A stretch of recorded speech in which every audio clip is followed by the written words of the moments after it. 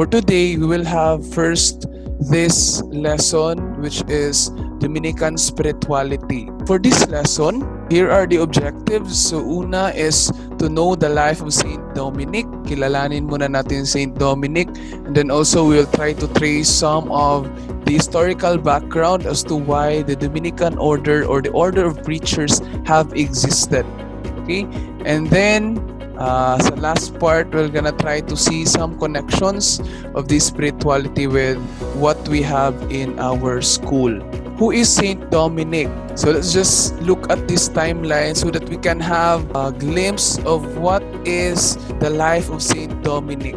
Okay, so on August 8, 1170, Saint Dominic was born in Caleruega with his parents na si Blessed Joan of Aza and Felix de Guzman. Saint Dominic belonged in a noble family. So, mayaman sila. They even live in a tower. And Saint Dominic has this symbolism of a dog because before his mother conceived him, so meron siyang vision na na-receive coming from God that there will be a dog who will leap out from her womb, and then that dog is having a torch in its mouth, and that dog will set the world aflame. In that way, sa vision pa lang ng mama ni Saint Dominic, may kita na natin na Saint Dominic really is destined on something, on a mission that he will do later on in his life, which is bringing the light to the world, the light of truth. Because during this time, nung pinanganak si Saint Dominic, basically the world is full of lies, especially on the Albigensians, which you would meet later on. Kasi these Albigensians is claiming that all matter is evil. So lahat ng physical things or matter is evil. So yan yung pinaglaban ni Saint Dominic because this teaching is very common and many people had already believed in this teaching. So kaya nga in Saint Dominic's life later, as he would encounter these Albigensians in one part of his life na nandun sila sa inn, so hindi talaga siya nakatulog hanggang hindi na-convert yung Albigensian na tagabantay ng inn na yon. So later, Saint Dominic studied arts and theology in University of Valencia, so where there was a terrible famine. Okay, there was a famine because there was a conflict between the Muslims and the Christians. So yung mga tao doon, wala nang makain kasi hindi na sila nakakapaghanap buhay kasi nga merong war na nangyayari. Okay, and that's why during this time, isa sa pinaka-importanteng nangyayari sa buhay ni Saint Dominic is that when he sold his annotated books, which means yung books talaga na ginagamit niya personally for his studies. And take note that books before are very expensive because yung mga books dati is not printed by a printing press. Sinusulat talaga sila manually, no, isa-isa ng isang tao. Okay, so napakamahal niya. And with the paper na sinusulatan and then yung ink na sinusulat, so napakamahal talaga ng mga books dati. But in that time na kailangan talaga ng mga tao ng tulong, Saint Dominic really sacrificed all those books just for the sake of the people who are hungry, who are in need. And in 1190, he was appointed to the canonry of Osma. So when we talk about canonry, it's a role in a particular church. Becoming part of this canonry, ikaw yung magli-lead ng prayers or chants during the time that you will pray together as one community. And later in 1195, Saint Dominic was ordained as a priest. And Saint Dominic followed the rule of Saint Augustine, which then later, yun din yung gagamitin na rule of life ng mga Dominicans. Kasi yung mga orders or yung mga religious people, meron silang fina-follow na rule. And particularly for Saint Dominic, And the Dominicans, they followed the rule of St. Augustine. So meron lang mga konting modification. Also in 1206, he saw a vision during the feast of St. Mary Magdalene. So yan yung isa sa mga pinaka-importanting nangyari din. Because take note that Mary Magdalene is the first preacher of the resurrection. So this is somehow a very timely, because it foreshadows that Saint Dominic would later also preach about the resurrection, about the gospel of Jesus Christ. And next will be, so there was a conflict between these Christians and the Albigensians. So to the point na yung mga Albigensians naging violent na talaga, na meron na talagang papal legate or representative ng Pope na napatay na mga Albigensians. But then what had happened is that later on, all throughout the conflicts between the Christians and Albigensians, nanalo yung mga Christians against the Albigensians.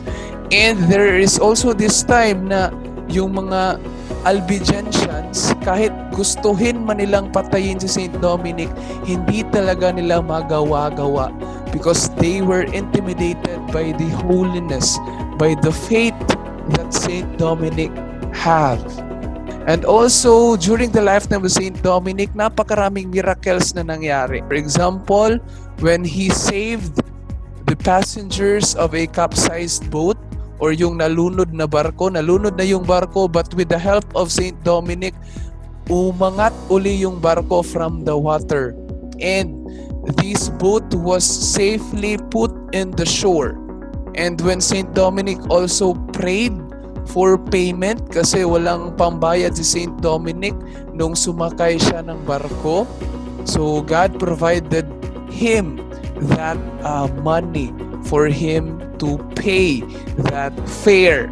And then lastly, so he was seen floating while he was praying. And then also on 1215, that's the time that he met Saint Francis of Assisi, a very important and influential person also, which would also establish the order of the Franciscans or the Franciscan order.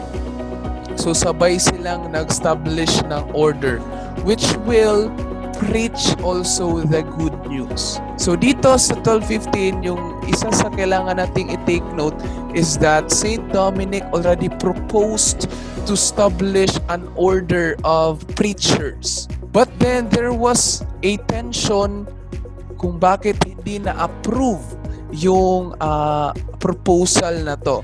Kasi nga, yung preaching authority dati or yung pag-homily, especially during the Holy Mass, is only intended for the bishops. So kaya nga yung mga bishops dati, sinabihan pa nga si Saint Dominic na, are you trying to build an order of bishops?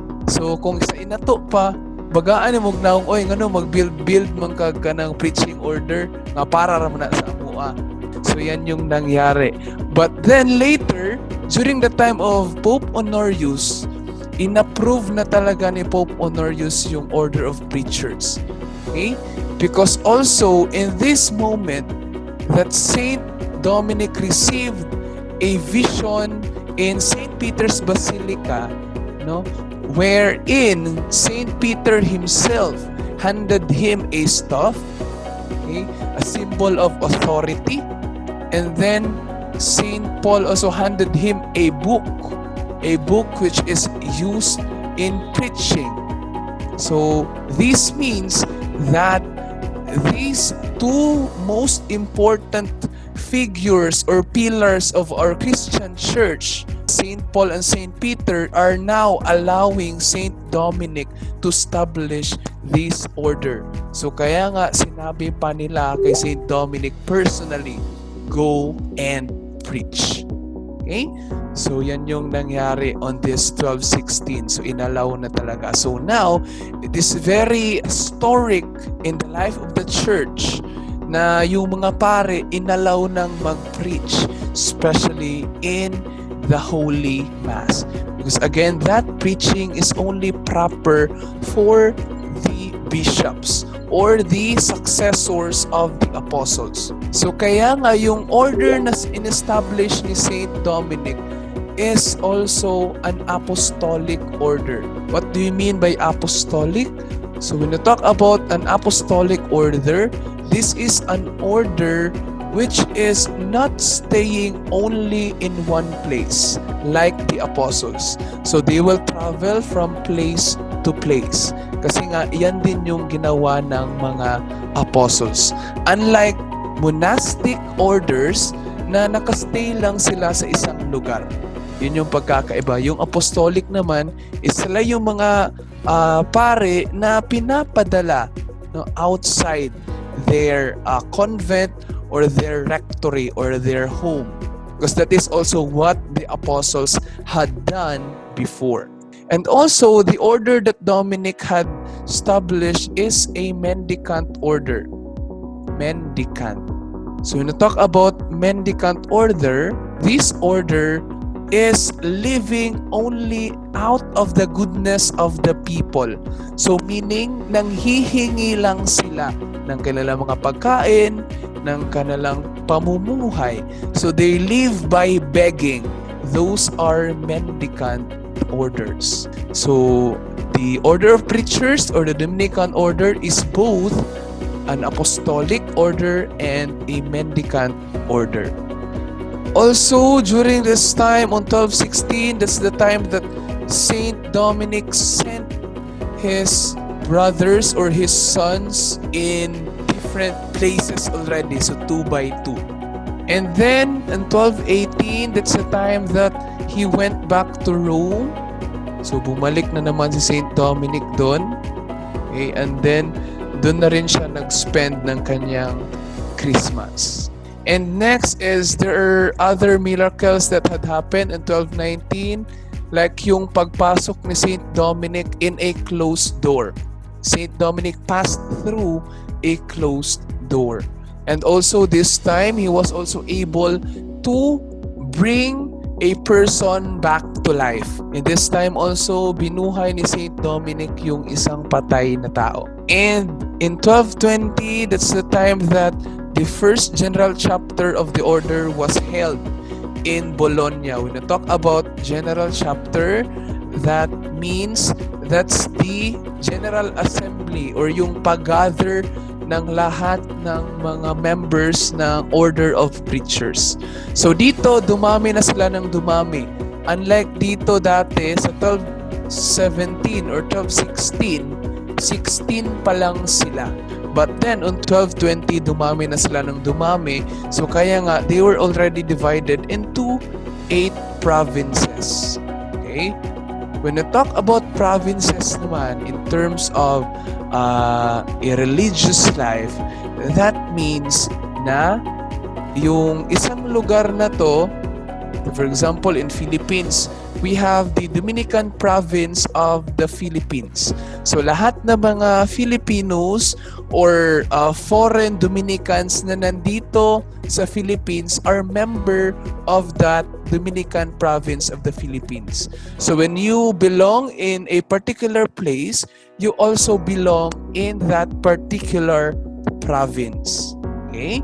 So yon. And in 1221, namatay si Saint Dominic on August 6, around 6 p.m. in the evening, namatay na jud si Saint Dominic. So yun yung nangyari sa buhay niya.